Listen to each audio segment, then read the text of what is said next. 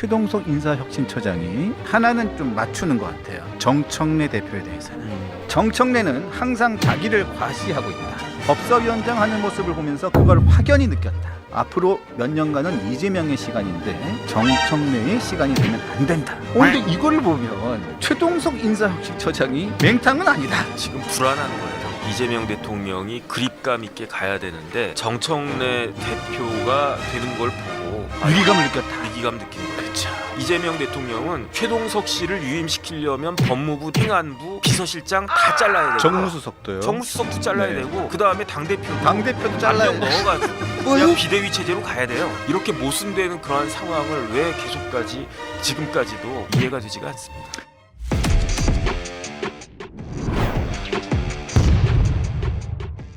오늘 첫 이야기는 뭐 휴가를 가기 전부터 계속 나왔던 얘기인데요. 계속 끊이지가 않습니다. 최동석 인사혁신처장 이야기가 좀 잦아들기를 바랬습니다만 잦아들지가 않습니다. 네네. 네, 좀 인사 조치가 있기를 바랬습니다만 전혀 그러할 기미가 보이지 않고 이재명 대통령은 매우 사랑하나 봅니다. 최동석 처장을. 뭐 그렇게까지 그런 관계일 것 같지는 않은데 제 생각에는 이재명 대통령이 밀리면 안 되겠다라고 생각하시는 거 아닌가. 저는 그 생각 들어요. 지금 일단 민정수석부터 날라갔어요. 거의 첫 번째 인사 아니었습니까? 그 다음에 총리 인사 때도 이런저런 말이 많았는데 어쨌든 총리는 강행을 했고 총리 바로 밑이 부총리잖아요.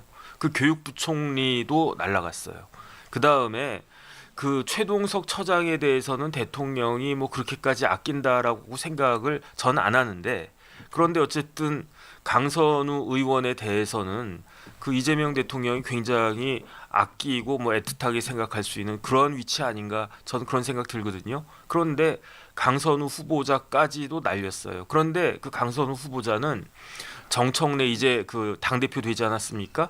정청래 대표가 뭐라고 얘기했냐면 곧 장관이라고 그랬었어요. 곧 장관. 그 이야기는 대통령도 그렇고 그다음에 여당의 그 주류적인 생각들도 그렇고 강선우는 지키자 이런 마음이었을 텐데 그럼에도 불구하고 결국은 여론에 밀려가지고 강선우 후보자도 낙마하게 된 거 아니겠습니까? 그 다음에 뭐 비서관 한 명 또 낙마가 됐던데 그 비서관 제가 잘 모르는 사람이고 그렇게 중요한 분 같지는 않은데 그런데 여기서 인사혁신처장까지 그 또 낙마시킨다라고 하면 아 이거는 내가 더 이상은 못하겠다 이런 마음이 아닌가 저는 그런 느낌 받았습니다. 그런데 제가 보기에는 쭉 이 사람의 이 최동석 인사혁신처장의 이야기를 쭉 해왔던 언행들을 쭉 봤을 때는 제가 느끼기에는 네네. 이재명 대통령 입장에서는 굉장히 좋아할 것 같아요.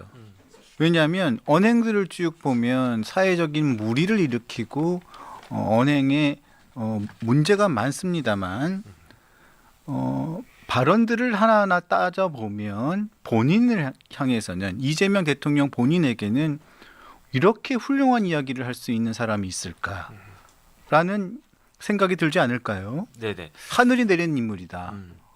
그리고 앞으로 몇 년간은 이재명의 시간이다. 아니 본인의 입장에서 보기에는 이렇게 본인에게 딱 듣기 좋은 얘기만 딱딱딱 해주는 사람이 세상에 어디 있겠습니까? 그러니까 하늘이 낸 사람이라고 그랬어요. 네, 그거를 두 글자로 줄이면 뭐냐? 천재예요. 그 천재예요. 그러니까 네. 그러면서 천재란 표현도 썼어요. 썼어요. 네. 그런데 제가 봤을 때는 최동석이 천재예요. 아 천재죠. 네, 그 정도면 아부의 천재예요. 네. 그 다음에 심지어 뭐라고 이야기했냐면은 그 민족의 축복이라고까지 했어요. 저는 그럼요. 그 북쪽에서는 모르겠는데 한반도 남쪽에서 민족의 축복이다라고 하는 그러한 그 평가를 받고 그러한 칭찬을 받은 사람이 이재명 대통령 말고 또 누가 있겠는가? 뭐 DJ한테 누가 민족의 축복이라고 그랬습니까? 노무현한테 뭐 누가 뭐 축복이라고 그랬습니까? 그런 적이 없었거든요. 뭐 심지어 이승만, 박정희 뭐 그런 대통령에 대해서도 그런 이야기를 한 사람이 없었는데 사석에서야 했겠죠. 사석에서야. 네. 그건 모르겠고. 네. 어쨌든 거기에다가 또 그 최동석 처장이 뭐라고 이야기했냐면은 인사에 대해서 뭐라고 이야기했냐면 인사는 코드로 하는 거래요. 아, 그 이야기를 언제 했냐면 이재명 대통령이 경기도 지사였을 때 그때 그렇죠. 그 잡음이 있었어요. 예, 그때 황교익. 황교익 경기관광공사 사장으로 황교익 씨를 내정했었는데 결국은 이런저런 무리로 이제 결국 그 내정이 취소가 되지 않았습니까? 그거를 그 당시에 최동석 처장이 비판하면서 인사를 코드로 해야지 저러 왜 그 강행을 갖다 안 했느냐 그렇게까지 이야기했으니까 그러니까 제가 봤을 때 이재명 대통령이 그 최동석 씨한테는 오류가 없는 사람이에요. 무오류의 인간. 뭐든지 다 잘한 사람이야. 그러니까 이건 내가 실수한 거 아닌가 해가지고 황교익을 내정 취소를 했다고 하더라도 그거 취소한 거 저기 그 뭐라 그럴까 실수한 거 아니다. 이런 식으로 그 이야기한 거 아닌가? 그 정도 이야기하면요. 저한테도 뭐 누가 뭐 그렇게 이야기하면 막 귀는 간지러울 것 같아요. 그래도 마음 좀 뿌듯하지 않을까 그 생각이 드는데 그런데 그 아부 천재 최동석이 실수한 게 딱 하나가 있어요. 뭐냐면 점수를 쭉 매겼잖아요. 점수를 매겼는데 이재명 대통령한테 96점을 줬어요. 그런데 그 점수는 잘못된 점수예요. 왜요? 주려면 100점을 주든지 아니면 더 좋은 점수는 몇 점이었느냐? 1000점. 아니요. 95점. 왜요? 5점이 없는 사람이니까. 5점이 없는 사람. 그래가지고 원래 민주당에서는 만점이 100점이 아니에요. 네. 95점이었거든요. 네. 그런데 그걸 왜 96점을 줬지? 그래서 그 1점 때문에 그 눈에 티 같은 그런 뭐 옥에 약간 금이 간 것 같은 그런 생각은 들었는데 뭐 어쨌든 천재도 나무에서 떨어지는 수가 있구나 그런 생각은 드는데 그래서 유명해졌나 봅니다. 결론적으로는 그런데 이제 뭐 저도 뭐 여기저기 뭐 유튜브 하고 뭐 방송 나와가지고 이런저런 쓸데없는 말 많이 하니까 저도 실수 많이 하는데요. 저 같은 사람은 그렇게 공직에 가면 안 돼요. 갑자기 또 왜 그러세요? 왜냐하면 흠잡을 게 너무 많아요. 일일이 저도 제가 무슨 말 했는지 모르고 지나간 경우가 한두 번이겠습니까? 그런데 최동석 씨는 작심하고 아주 강한 말을 많은 사람들한테 상처를 주는 말을 굉장히 많이 했는데 그럼에도 그 다음에 한두 해 한 게 아니고요. 그 최동석 씨 유튜브가 구독자가 10만이 넘었었어요. 그 다음에 이제 거의 뭐 이렇게 거의 매일같이 하지 않았을까? 저는 그 유튜브 본 적은 없는데 그러니까 그거를 기억하는 사람들이 그 쌓아놓은 게 굉장히 많지 않겠습니까? 하나하나 하다 보면은 결국에 가서는 어쩔 수 없이 낙말 그 수밖에 없을 것 같다는 생각이 드는데 왜 이렇게 질질질 끌고 있는지 저는 그 부분이 좀 이해가 되지가 않습니다. 자, 최동석 인사혁신처장 정말 말빚이 너무 심합니다.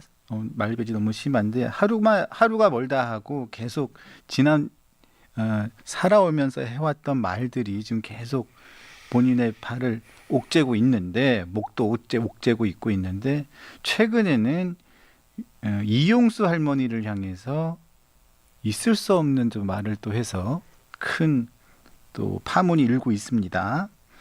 자, 위안부 피해 할머니 이용수 할머니를 향해서 윤미향 전 의원이 을 옹호하면서 최동석 인사혁신처장이 한 말이 있지요. 자, 5년 전에 이용수 할머니를 향해서 횡설수설한다. 문재인 정부를 흠집 내려는 X 수작이다. 피해자라고 절대 선일 수는 없다 하면서 막말 비난을 퍼부었던 사실이 최근에 밝혀졌습니다. 자, 이 부분이 논란이 됐어요. 논란이 됐는데 이용수 할머님이 어제죠. 국회에 나오셔서 자, 최동석 인사혁신처장을 향해서 직접 목소리를 내셨습니다. 저희 TV조선에서 인터뷰를 직접 했는데요. 이 내용을 직접 한번 들어보시죠. 자기가 본 적도 없고 들은 적도 없는 사람들이 마구 막말하는 거 그거요. 무시합니다. 저는. 그게 옳은 사람이에요. 옳은 사람 아니에요. 그 자격 없는 사람이에요. 그 사람을 쫓아내야 돼요. 그래서 인간이에요. 그게. 인간도 아니에요. 그따고 막말로 하는 그런 것에서 그 사람한테 뭐를 배우겠어요. 배워도 헛배웠는 거고 이 사람은 공직자에 있는 사람이라면 빨리 이거 쫓아내야 돼요. 어떻게 지성인이라고 한 사람이 그래 막말로 할 수 있어요? 이재명 대통령한테 말하고 싶어요. 그런 사람은 쫓다가는 오염될까 겁나요. 지금부터라도 좀 철저히 해서 올바른 대한민국을 찾았으면 좋겠어요. 자, 이용수 할머님께서 직접 이렇게 말씀을 하셨는데 이 이야기를 들으면서 저도 좀 화가 굉장히 많이 났습니다. 그런데 뭐 이런 이야기 듣고 난 다음에 화가 안 날 사람이 어디 있겠습니까? 많은 이런 얘기를 듣고서도 제가 보기엔 인사조치는 없을 것으로 보여요. 저는 별 화 안 났어요. 화가 안 나셨어요? 그러려니 했어요. 왜냐하면 그러려니. 뭐 예컨대 그 어떤 사람이 맨날 그런 이야기 하는데 그런 이야기 또 했다고 해가지고 화내면은 뭐 그럴 수도 있지 뭐 그런 생각까지 드는데, 그런데 어쨌든 저야 제3자니까 뭐 그런 마음이 들 수 있을지 몰라도 이용수 할머니나 그다음 위안부 그때 피해 입은 할머니들 입장에서는 굉장히 황당하고 속상하고 그다음에 모욕적이고 그런 생각을 가졌을 것이다. 일단 그런 생각은 드는데, 그런데 최동석 씨한테 일관성은 있어요. 어떤 일관성이 있냐면은 피해자를 공격하는 데 있어서는 아주 도 같으신 분이에요. 누구를 생각나냐면 저 이야기 딱 듣자마자 생각났던 사람이 누구냐? 박원순 전 시장이었어요. 네, 맞습니다. 박원순 전 시장에 대해서는 어떻게 옹호했냐면은 이거는 내가 박원순 시장 사건 듣자마자 이거 기획된 사건이다. 박원순에게 정치적 타격을 주기 위해서 만들어진 사건이다. 그러니까 실체가 없고 진실에 반하는 그런 사건이라는 거 아니겠습니까? 그다음 심지어 박원순 시장 사건의 그 피해자에 대해서 뭐라고 이야기했느냐?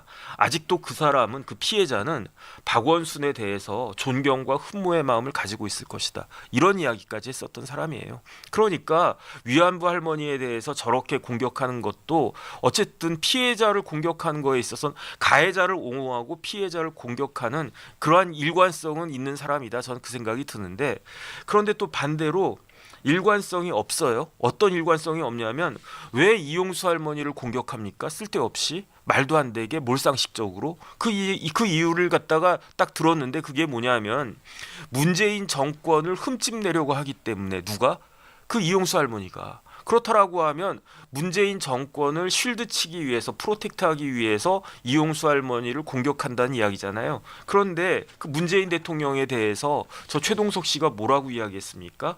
문재인 정권은, 문재인 대통령은 고위 공직자, 최고위급 그 공직자로서의 정체성을 망각한 그런 사람이다. 그렇다고 또 엄청 비난했지 않습니까? 그다음에 문재인 대통령이 임명한 사람이 누가 있느냐? 뭐 이낙연 전 총리도 뭐 비난을 갖다가 했지만 제일 비난한 사람은 누구냐면 윤석열 검찰총장이었거든요. 최동석 씨는 윤석열 검찰총장이 야비하대, 잔인하대, 그다음에 무능하대, 그다음에 심지어 불법적인 행동을 했는데, 그런데 문재인 대통령이 인사권자인데 무섭게 징치하지도 못하고 멀거니 바라보기만 했다.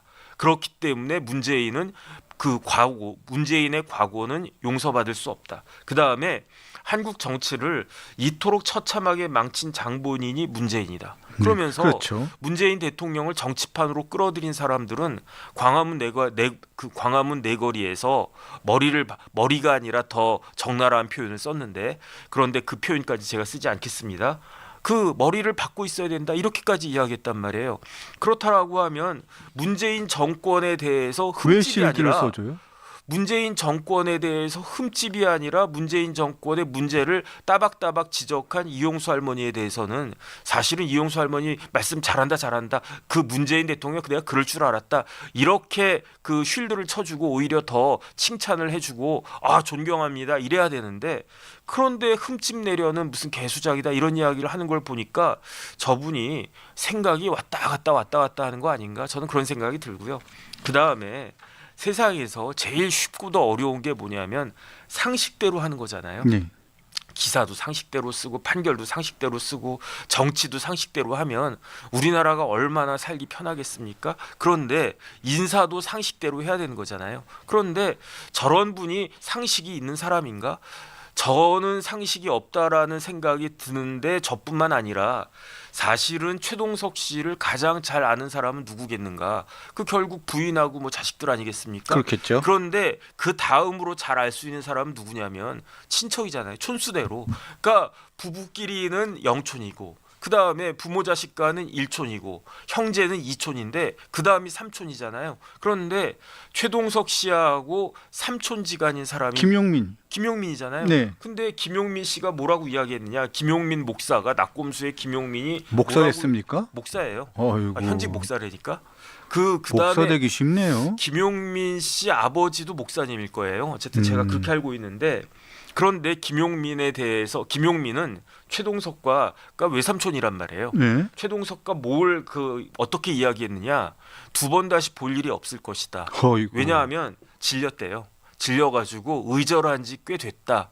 그렇게 이야기하면서 저 같은 사람이야 뭐 그냥 기사나 좀 보고 어떻게 사람이 저런 이야기를 하지 이런 정도인데 김용민 씨는 어렸을 때부터 지금까지 몇십 년 동안 보아온 외삼촌인데 그 외삼촌과 나는 이제는 절연한 지도 꽤 됐고 그 다음에 내가 하는 한도에 있어서 저 최동석이라고 하는 사람은 인사 전문가가 아니라고 했어요. 인사 전문가가 아니다. 나는 그러니까 김용민은 최동석을 인사 전문가라고 생각하지 않는다. 그러면서 한마디 덧붙였는데 그래도 김용민 씨도 지금 정권에 대해서 굉장히 애착이 있고 뭐 그런 사람 아니겠습니까? 그러면서 최동석으로 인해서 이재명 정권에 누가 되지 않기를 간절히 바란다. 이런 이야기까지 했었단 말이에요. 그러면 굉장히 잘하는 사람이 저렇게 평가를 내렸는데 그 평가가 잘못된 평가인가? 저는 지금 같은 또 구설수가 계속적으로 나올 수 있지 않을까 저는 그런 생각 듭니다. 말씀하신 것처럼 저기 최동석 인사혁신처장이 아까 말씀하신 것처럼 자 국가인권위원회하고 대법원이 인정한 박원순 전 서울시장의 직원 성희롱 사건을 기획된 사건이라고 얘기를 했어요. 그러면서 오늘 한국일보 사설에서 이런 사설을 썼습니다. 그러니까 이게 어쩔 수 없이 자꾸 최동석 씨가 자꾸 문제를 일으키기 때문에 예전에 그 설화를 자꾸 이렇게 설화가 계속 나오기 때문에 이런 사설까지 계속 나오게 되는 건데 자 박원순 전 서울시장의 이 직원 성희롱 사건을 기획된 사건이라는 이 얘기가 다시 나오면서 최근에 대통령 비서실에 공직기강 비서관이 있지 않습니까? 전치영 이재명 대통령의 변호인 출신이죠. 네네. 네, 전치영 공직기강 비서관이 하필이면 버닝썬 사건에서 유죄 확정 판결을 받은 피의자. 이 피의자도 보면 매우 사회적으로 지탄을 받은 피의자예요. 네네. 예. 여기도 좀 성 관련된 피의자이죠. 피고인. 네네. 피고인이죠. 네네. 피고인을 대법원까지 변호를 했던 이력이 지금 밝혀져 가지고 지금 논란이 되고 있는데 이 변호를 했습니다. 그러면서 이 한국일보 사설에서는 제목이 이렇습니다. 갑질과 성폭력 감싸는 여권의 인식, 피해자 안중이 없나 이게 제목이에요. 그래서 결론을 이렇게 냈습니다. 국민 주권 정부가 아닌 가해자 주권 정부인가. 이런 비아냥까지 나오는 상황을 엄중히 인식해야 한다. 이게 한국일보의 오늘 사설입니다. 그러니까 이 최동석 인사혁신처장의 그동안의 이 해왔던 언행과 이 설화, 이 말빛들이 이재명 대통령의 이 인사 면면들, 문제점들을 계속 들춰내는 일들을 계속 하고 있는 거예요. 그다음에 저는 이게 모순이라고 생각하거든요. 네. 왜 모순이 되느냐? 최동석 씨가 뭐라고 이야기했습니까? 지금 대통령 비서실장 강훈식에 대해서는 정치판에 얼씬하면 안 된다고 그랬잖아요. 그다음에 윤호중 장관에 대해서는 모자라네. 무능한 아해라고 무능한 했어요. 아해. 무능한 아해. 무능한 그다음 우상호 정무수석은 완전 기회주의자 중에 기회주의자. 네. 그다음에 정청래 대표에 대해서도 그렇고 정성호 장관에 대해서도 그렇고 그렇단 말이에요. 그러니까 인사 전문가 눈으로 봤을 때는 지금 대통령을 둘러싸고 있는 다 이상한 애들이네요. 법무부 장관, 행안부 장관, 비서실장, 당대표, 그다음 정무수석까지. 그럼 다 제일 중요한 요직 포스트의 실세 중에 실세, 가장 중요한 역할을 하고 있는 사람들이 다 이상한 사람들이라는 얘기잖아요. 그러니까요. 그래서 만약에 이재명 정권이 실패한다라고 하면 그러면 최동석 처장 뭐라고 그러겠습니까? 거 봐라. 이재명 대통령이 내 말을 듣고 저런 사람들을 내쳤어야 됐는데 옆에 두고 있다가 이 모양이 된 거 아니냐 이런 이야기 하지 않겠습니까? 그런데 반대로 지금 법무부 장관, 내무부 장관, 그다음에 비서실장 이런 사람들이 일을 굉장히 잘했어요.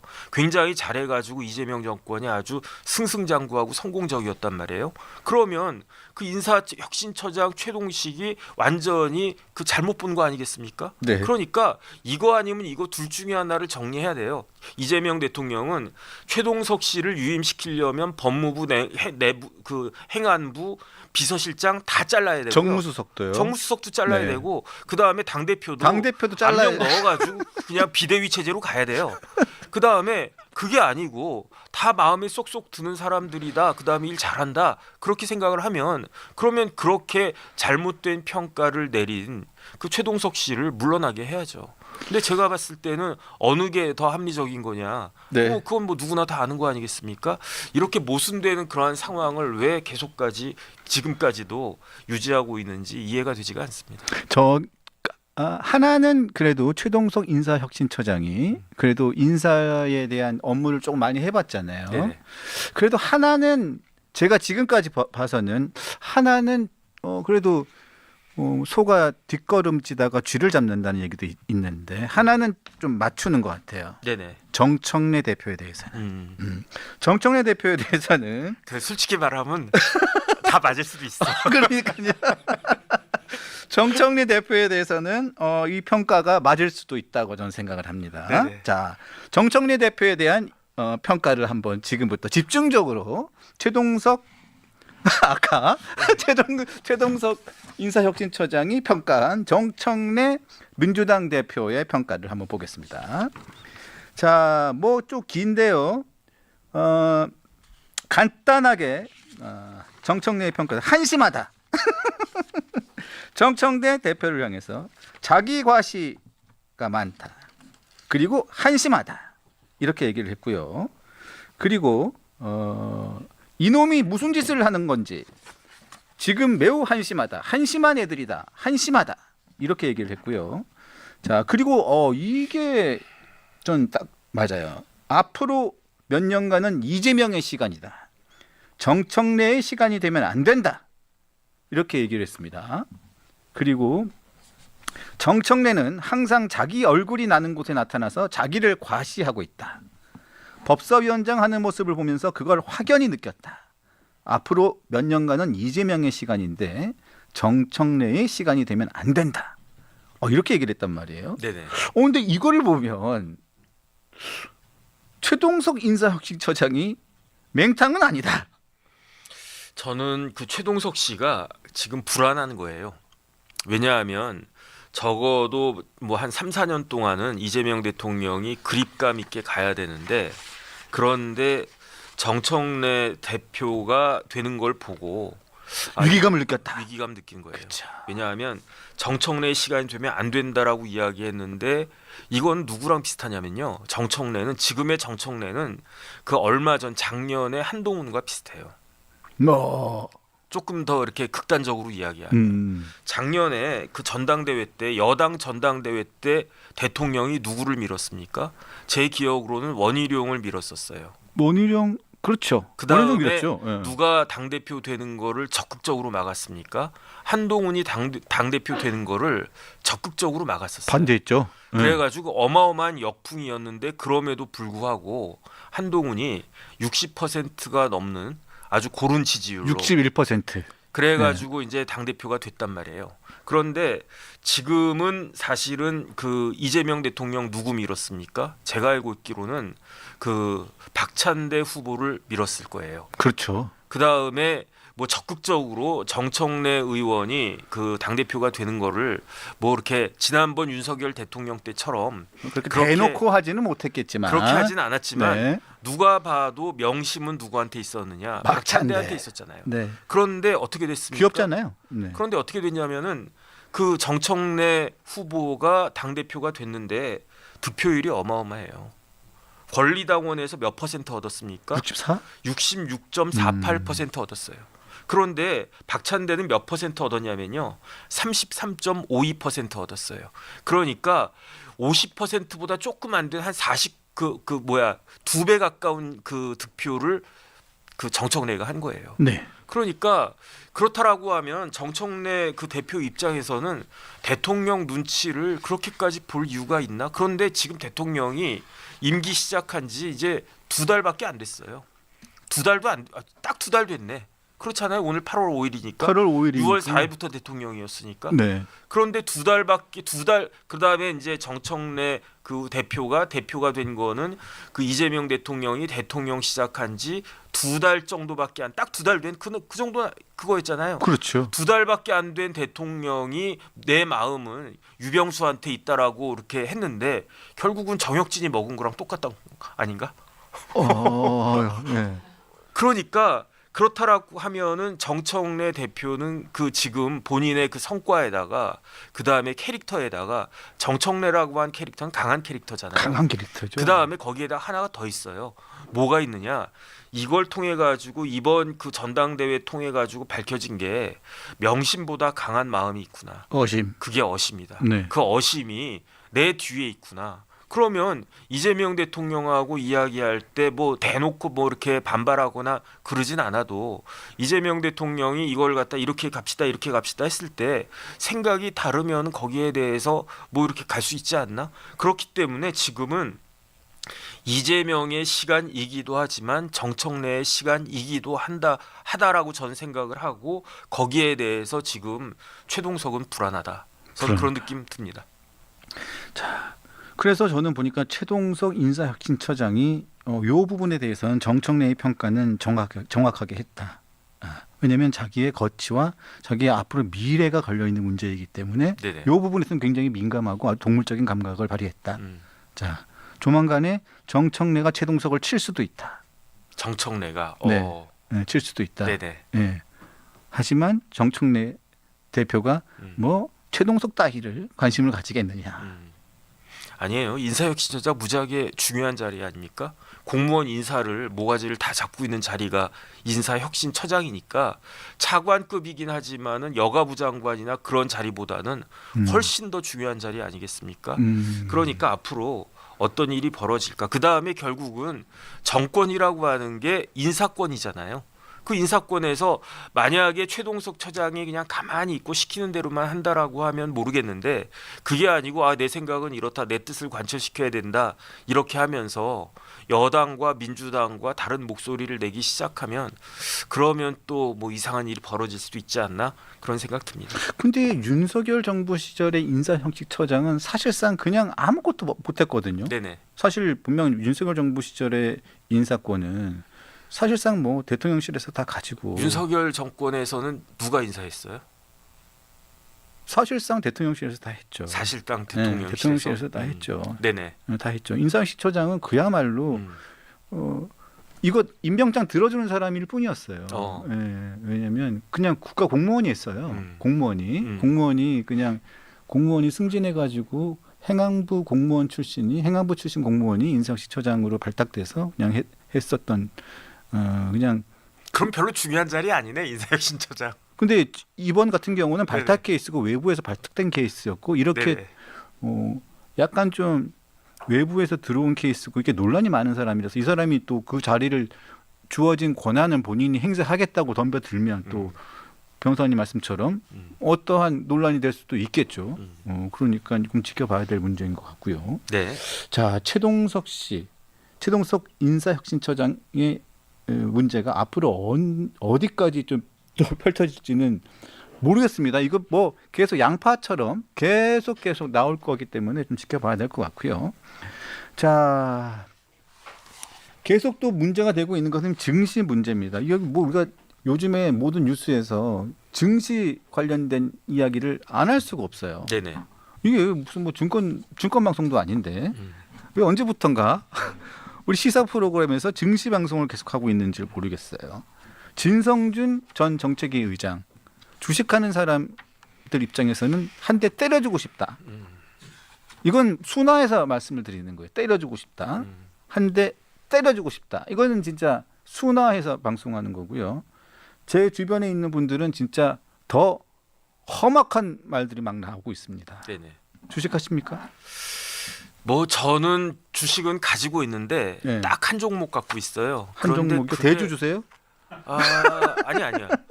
근데 그게 지금 반 토막까지는 제가 기억하는데 네. 지금 한 3분의 1 토막까지 내려가지 않았을까? 저는 그런 종목이 한 네. 8개 됩니다. 좋으시겠어요. 예? 거의 인생 망했죠. 뭐. 이생은 망했다. 망했어요. 근데 그게 되게 억울한 게 다 우량주였다는 거. 이생 주망. 와, 어떻게 우량주인데 다 그렇게 됩니까? 네. 그 우량한 게 아니지. 예? 우량한 게 그 당시에는 우량했다는 아, 거죠. 네. 당시 우량주. 예. 네네. 삼성이 이렇게 될 줄이야. 예. 삼성전자 꽤 올랐던데 네. 그래도. 올라도 그 모양입니다. 아, 올라도. 네네. 네. 제가 왜 이런 얘기를 하고 있는지 모르겠는데. 자, 하여튼 그런 상황인데 아니 저는 이 진성준 전 정책위 의장 자기는 주식도 안 하면서 네네. 무슨 신념은 그렇게 강합니까? 원래 모르면은 신념이 강해요. 예? 알면은 그렇게 안 하는데 모르는 사람들이 더 무서워요. 그래서 선무당이 이제 사람 잡는다고 그러지 않습니까? 어쨌든 그런 측면은 있는 것 같고요. 근데 지금 여당에서는 아직까지 정확하게 이 부분을 어떻게 할 것인지 세제 개편안 관련해 가지고 어떻게 할 것인지 결정을 아직 못 하고 있는 것 같은데 다시 그 50억으로 올릴 것인지 돌아갈 것인지 20억 30억으로 중간으로 할 것인지 뭐 결정을 못 한 것 같아요. 저는 50억으로는 안 할 것 같고요. 그다음 10억 자존심이 있어가지고 아니요. 50억으로 가면 50억으로는 그럴 가능성이 더 있지 않나 그 생각은 들고 한 절반 정도 한 30억 정도로 하지 않을까 그런 생각이 들고 그런데 많은 투자자들은 아마 50억으로 돌아가기를 기대하는 것 같아요. 그래서 지난번에 지난 금요일에 몇 포인트가 빠졌냐면은 126포인트가 빠졌어요. 엄청 빠져나갔습니다. 그런데 어제는 한 25% 정도 올라왔어요. 그래서 오늘 제가 조금 전에 들어오기 전에 봤더니 그 사이에 또 바뀌었을 수는 있는데 한 58포인트인가 그렇게 다시 회복을 갖다 했더라고요. 회복을 했습니까? 그렇다라고 하면은 사실은 많이 이제 회복을 한 건데 가장 큰 이유는 뭐냐면 정청래 대표가 다시 재고하겠다는 그런 시그널을 준 거 아닌가 저는 그런 생각 들고요. 이런 점에 있어서 민주당이 국민의힘보다 낫다라는 생각이 드는 게 국민의힘에서 뭐라고 그랬습니까? 총선 앞에 두고 지지율을 쭉쭉쭉 빠져나가고 있을 때에도 의사들에 대해서 마치 의사를 가르치듯 하면서 나는 절대로 굽히지 않겠다. 이런 식으로 더 사람을 화나게 만들지 않았습니까? 그런데 오히려 더 강경해 보이는 민주당에서 이런 식으로 민심이 이탈하는 것 같이 보이니까 총선 앞둔 것도 아닌데 이거를 조정할 수 있는 것처럼 그런 시그널을 보냈단 말이에요. 그러니까 제 생각에는 다시 그냥 10억으로 이렇게 진성준 말대로 10억으로 유지할 가능성은 제가 봤을 땐 없어 보이고 이거를 30억 정도로 올리느냐 아니면 다시 50억으로 환원하느냐 그런 정도는 있을 수 있을 것 같고 50억으로 환원할 것으로 기대하면서 주가가 126 빠진 게 지금 거의 25에다가 60이니까 한 85 정도 회복됐단 말이에요. 그렇다라고 하는 걸 보니까 아마 이제 개미들은 그냥 환원하는 것으로 50억으로 다시 그냥 내버려 두는 것으로 기대하는 거 아닌가 그런 생각은 드는데 또 어떤 식의 정책이 나오냐에 따라 가지고 주가가 출렁일 수도 있겠다 그 생각합니다. 자, 제가 알아보니까 이게 대주주 기준을 만드는 것은 보니까 이게 대통령 시행령으로 할 수 있는 문제라고 하더라고요. 네네. 그러니까 대통령이 그냥 결정을 하면 되는 문제예요. 네. 이게 무슨 여당에서 어쩌고 저쩌고 무슨 세제 개편안이 어쩌고 저쩌고 할 문제가 아니라 대통령이 결정을 해서 시행령을 개정하지 않겠다고 선언하면 끝나는 문제지 투자자 혼선도 없애고 주식시장의 불확실성을 조기에 그냥 해소하려면 대통령이 한마디 하면 되는 겁니다. 네네. 그럼 시행령 개정하지 않겠다. 그냥 그대로 가겠다. 얘기 한마디만 하면 되는 문제인데. 개정하는 것보다 가만히 있는 게 더 편해요. 예, 가만히 있으면 되는 되니까. 문제예요. 네네. 굳이 여당에서 진성준 전 정책위 의장이 그냥 드라이브를 걸어가지고 시장의 혼란을 엄청나게 줬지만 대통령이 원래 했던 얘기가 그거 아니겠습니까? 증시 부양 기조. 부동산보다는 주식을 강조했던 이 대통령 목소리. 그다음에 정책위 의장도 바뀌었다면서요. 바뀌었잖아요. 네네. 한정혜 의원으로 바뀌었지 않습니까? 주식도 한 번도 안 해본 진성준 의원의 조장 그냥 그거 무시하면 됩니다. 그리고 증시부양하겠다고 뭐 얘기했던 거 그냥 그대로 그냥 하면 되는 일인데 휴가 가는 사이에 휴가비 다 날렸습니다. 저는 진짜로 휴가비 다 날렸어요. 아직도 주식이 좀 남아 있어요? 아니 남아 있으니까. 안 그래도 떨어져 있는 거 3분의 1 토막에서 4분의 1 토막이 났는데 예? 꽤 많이 갖고 있나 보다. 네? 휴가비 다 날아갈 정도였으면. 그렇죠. 집에 방 한 칸이 날아갔어요. 이게 웃을 일이 아닌데 좀 심각한 일입니다. 지금. 그래서 지금 조만간 여당에서 뭐 조만간 결정을 한다고 하는데 아직까지 뭐 정청래 대표 아직까지 이 부분에 대해서는 구체적으로 안을 내지는 않았습니다. 지금 뭐 방송 3법에 지금 올인하고 있는 상황이라서 네네. 방송 3법 관련해 가지고는 어떤 입장이십니까? 말씀 나온 김에 좀 여쭤볼게요. 뭐 그냥 뭐 그러려니 해야지 어떡하겠습니까? 지금은 제가 봤을 때는요 거의 독재 때와 마찬가지예요.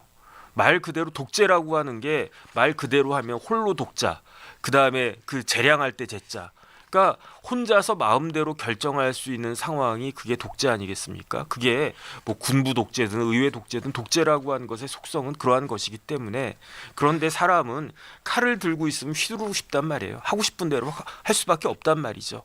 그러니까 이런 상황이 그 초래되지 않고 견제와 균형이 유지될 수 있어야 우리 사회가 건강할 것이다라고 저는 생각을 했었는데 그런데 어쨌든 지금 같은 상황이 되어 버렸으니까 뭐 어쩔 수 없는 것이 아니냐. 더군다나 지금 같은 상황에서 정부를 견제할 수 있는 유일한 힘은요. 법적인 힘이 아니에요. 정치적인 힘과 여론의 힘인데 그런데 국민의힘이 야당으로서의 역할을 전혀 제대로 하고 있지 못하기 때문에 그러니까 최동석 같은 사람이 아직도 인사혁신처장에 남아있는 거고요. 강선우 의원 같은 사람이 오랫동안 후보자 지위에 남아있을 수 있는 것이 아닌가. 저는 그런 생각이 들고 그 다음에 결국은 뭐 방송법만 그렇습니까? 이제 검수 완박이 이루어지게 되면요, 우리나라 검찰청 없어질지도 몰라요. 그럼 어떻게 되느냐? 모든 정책에는 그 장점도 있지만 부작용도 있을 거란 말이에요. 그런데 방송 3법부터 시작해가지고 뭐 검수완박 이런 것들 반대하는 이유는 장점보다도 부작용이 훨씬 더 크기 때문에 반대하는 거 아니겠습니까? 그럼에도 강행하게 된다라고 하면 그 부작용으로 인한 폐해는 그냥 일반 서민들이 고스란히 다 그냥 얻어맞을 수밖에 없을 테인데 뭐 그리고 나면 좀 여론이 바뀔 수도 있지 않을까, 저는 뭐 그런 생각은 하고요. 지금은 그 정부와 여당의 선의에만 의존할 수밖에 없는데 지금 과연 그걸 기대할 수 있는 상황은 아니지 않나, 그런 생각 듭니다. 네. 자, 뭐 여러분도 다 아시겠지만 지난 금요일 날 증시 관련돼 가지고 저희 100조 116조가 증시가 증발을 했죠. 네네. 지금 노벨상 수상자였던 로버트 실러 교수의 논문을 적용해 보니까 이 잠재 소비 여력이라는 그 지표가 있습니다. 8조 1,000억 원이 날아갔는데 이게 하필이면 저희 소비 쿠폰 국비 지출액 8조 1,000억 원이 이번에 풀렸잖아요. 그게 똑같이 사라진 것과 똑같은 효과였다고 합니다. 지난 금요일 블랙 프라이데이라고 하는 그때 사라진 증시가 증발한 그 금액하고 소비 쿠폰 국비 지출에 그때 딱 풀렸던 8조 1,000억 원과 완벽히 같게 사라졌다. 이런 내용인데 뭐 그 이후에 월요일 화요일 이틀 동안 조금 증시가 좀 풀렸다고 하니까 뭐 당시 증시 부양 기조가 조금 나아진다면 뭐 다시 한번 좀 좋아진 상황이 생기겠죠. 뭐. 어쨌든 전 손해 봤어요. 저 15만 원 받았거든요. 그런데 그 금요일에 떨어진 게 그거에 한 10배 이상 되지 않을까? 저는 열 몇 배 되죠. 그렇죠. 그러니까 아이씨 그렇게 받았다고 괜히 좋아했네. 전 그래가지고 네네. 진성준 의원을 때려주고 싶어요. 네. 근데 뭐 다른 분들은 더 손해가 막심하실 거니까 뭐 그 부분들을 위로해드리고 싶습니다. 자, 그래서 정책이라는 게 그래서 일관성을 가지고 이렇게 좀 잘 해야 되는 거죠. 코스피 5천을 기대하라고 하더니 갑자기 뭔 짓입니까 이게? 알고 보니까 난 주식 전문가인 줄 알았어요, 진성준 의원이. 근데 안 해봤다는 사람이 뭘. 그런데 진성준 의원 부인도 주식을 좀 했고요. 아들은 서학개미라면서요. 그다음에 아들은 이제 미장에서 좀 돈 좀 벌었다. 네. 뭐 그렇게 이야기를 하니까 네. 그 이야기를 들었겠죠. 뭐 아들하고 그 와이프한테. 그래가지고 아들이 이렇게 이야기하지 않았을까? 아빠 그냥 국장은 포기해. 미장이야. 왜냐하면 제가 찾아보니까 금액이 크지는 않았어요. 그게 크지는 않더라고요. 네, 그런데 보니까. 부인은 한 20% 정도 손해 봤고요. 그다음에 아들은 46%를 먹었대요. 미장에서. 근데 그렇게 금액이 그러니까 뭐 이렇게 대규모로 투자하는 그런 그냥 건 몇백만 원 수준인데. 그러니까 어쨌든 그 진성준 의원의 와이프는 국장에서 20% 손해 받고 아들은 미장에서 46% 이익 받고. 몇백만 원이라도 몇십 프로 40몇 프로 이익 봤으면 네. 많이 벌었잖아요. 그러니까 어쨌든 네. 퍼센테이지는 훌륭한 거죠. 그리고 최근에 부동산 사셨더라고, 아파트. 네네. 10억에서 11억 사이. 그게 어떤 시그널이냐면 부동산 사라는 거잖아요. 그렇죠. 근데 이번 정권에서는 서울 아파트값 오를 것이다. 이거를 그 여당의 직전 정책위 의장이 정책적으로 말씀하고 계신 겁니다. 근데 이재명 대통령은 공약도 그랬고요. 취임 30일 기자회견에서도 그렇게 얘기했잖아요. 부동산보다는 주식으로 가야 한다. 부동산보다는 금융시장으로 옮기는 게 훨씬 낫다. 그런 시대를 만들겠다. 이게 증시부양 기조가 이재명 대통령의 기조였고 공약이었는데 완전 역행하는 거네요. 아니 근데 그거는 민주당 정권에서는 맨날 그랬어요. 문재인 대통령 뭐라고 그랬습니까? 부동산 자신 있다고 그랬었어요. 자신 있는데 그 자신이 부동산 가격 올리는데 자신 있다. 뭐 그런 뜻이었나? 그다음에 제가 이제 집을 산 다음에 아파트 값이 2번 팍팍 뛴 적이 있었는데 첫 번째가 노무현 대통령 때, 네. 두 번째가 문재인 대통령 때. 그다음에 이번에 또 오르지 않을까 저는 그 생각하고요. 옛날에 최순실 박근혜 그 국정농단 때 그때 그 구속됐던 사람이 있어요.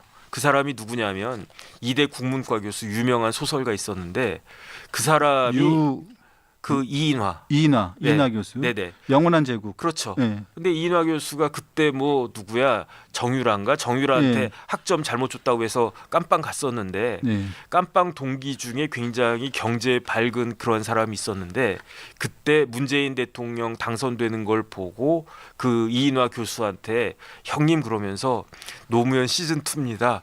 빨리 아파트 한 채 사세요 그랬대요. 그래요?